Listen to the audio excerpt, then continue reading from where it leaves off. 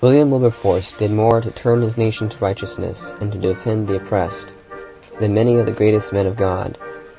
It would be well for us to consider his example. His childhood was harshly interrupted by death. The death of his dearly loved father, followed almost immediately by the death of his eldest sister. His youngest sister also, who he thought was one of the sweetest children ever born, died when she was 8 years old.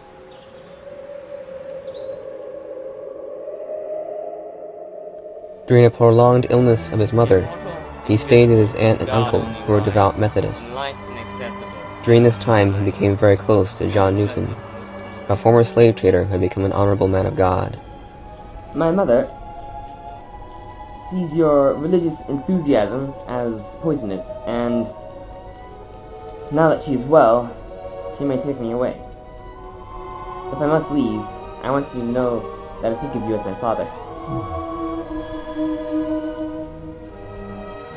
His mother did take him away, and labored diligently to teach him worldliness, luxury, and apathy. At first, this life was repugnant to him. But he was well liked. He was friendly, generous, eloquent, and sociable. Though he neglected work and study, he was intelligent and learned long poems by heart. Poverty's unconquerable bar, in life's low vale remote hath pined alone, and drops into the grave, unpitied and unknown. But he began to be more at ease in the lap of luxury and high society. He rented a pew in a Unitarian church in London, and stood clear of anything resembling overzealous enthusiasm.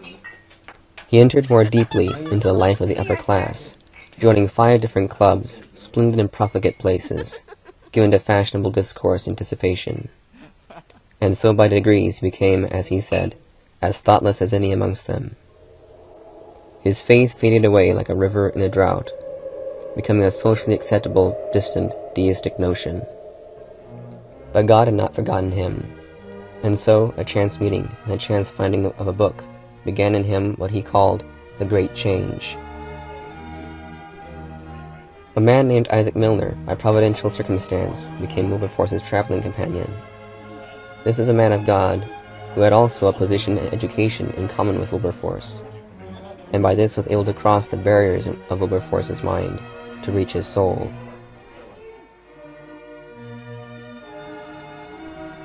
A book which was left lying on a table, and which Wilberforce took up at random, fundamentally altered his distorted view of Christianity. This book was named The Rise and Progress of Religion in the Soul. Wilberforce later told his son, "You cannot read a better book." At last, more patiently than any human influence, God brought Wilberforce back to himself, more deeply than ever before.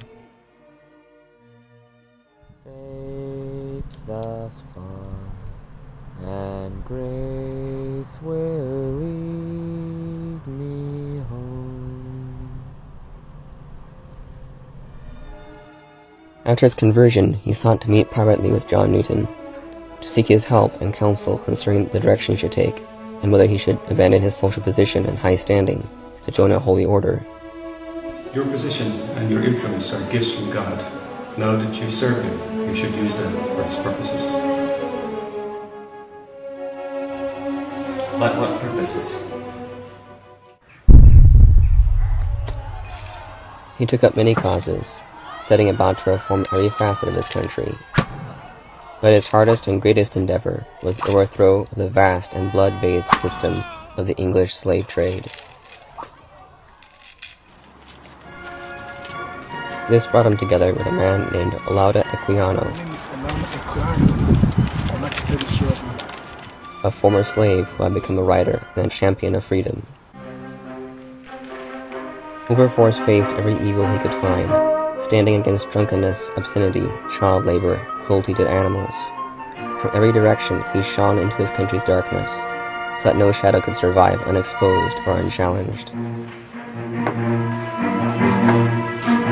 He turned all that God had given him, his intellect, social standing, and readiness of tongue, to the service of his Savior, making enemies of friends and friends of enemies. He wrote and spoke his word deep into the conscience of his countrymen, in high and low places. In opening, concerning the nature of the slave trade, I need only observe that it is found by experience to be just such as every man who uses his reason would infallibly conclude it to be. For my own part, so clearly am I convinced of the mischiefs inseparable from it, that I should hardly want any further evidence than my own mind would furnish by its most simple deductions. Facts, however, are now laid before the House.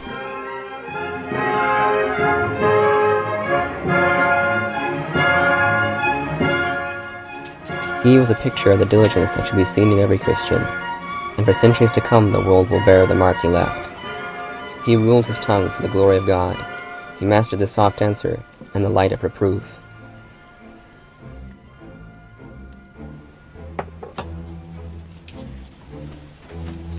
He also increasingly applied himself to reading, and did more than counterbalance the years in which he had neglected his studies. He soon carried an almost ridiculous amount of books with him wherever he went.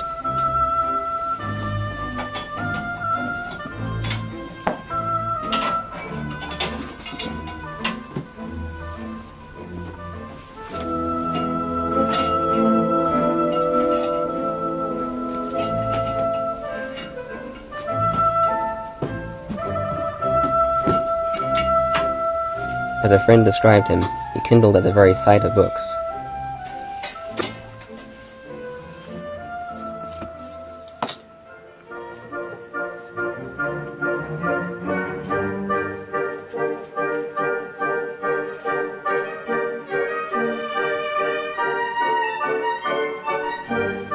Within his life he saw the slave trade abolished, and heard that slavery itself would be abolished 3 days before his death. He was buried in Westminster Abbey. When we remember a man who has wrought with God, we must remember not to merely applaud his work, but open our eyes to the work that is laid before us by the grace and command of our Savior.